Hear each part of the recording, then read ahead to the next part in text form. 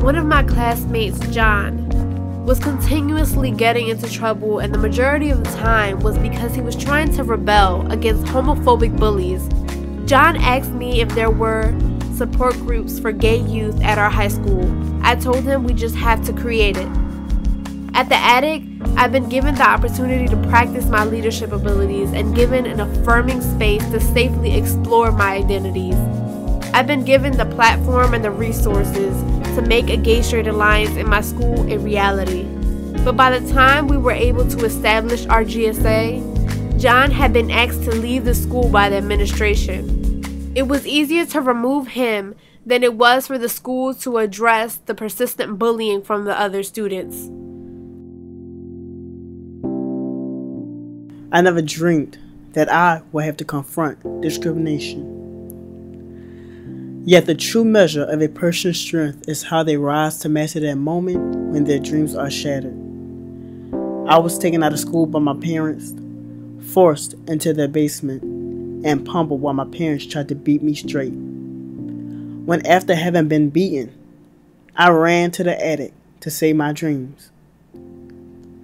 I know God blesses me. I know God blesses you. And I know God blesses the attic. The attic is a place for unity and acceptance, and where I can reach for my dreams.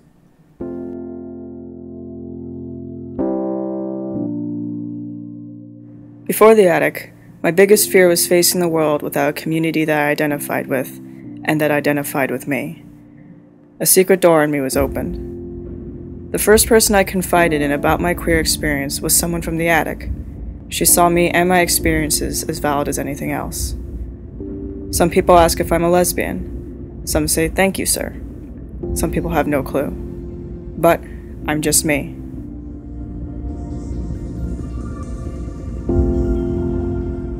You are my friends, my mentors, my drag family, and my community. When I joined the Attic Youth Center, I was young and felt isolated. I wanted to be with people like myself. Without the Attic, I wouldn't have the courage to stand up for myself, to assert my identities, and to say this to you today.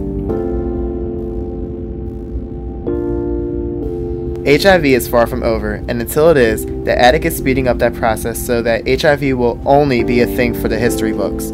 I like fighting for people who can't, or people that don't know how, or being that voice that isn't spoken and filling in for those not there.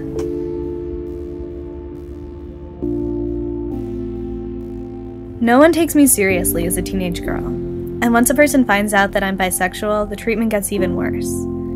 There are lots of LGBT organizations that aren't quite sure how to deal with youth and just ignore our existence until it's convenient to mention us. The Attic is not one of those places. Being at the Attic makes me feel like I don't have to sacrifice any part of myself to be appreciated. The fact is that I love being young, and I love being bisexual. At the Attic, I don't have to defend myself as a human being. They allow me to breathe. I am valued as an individual.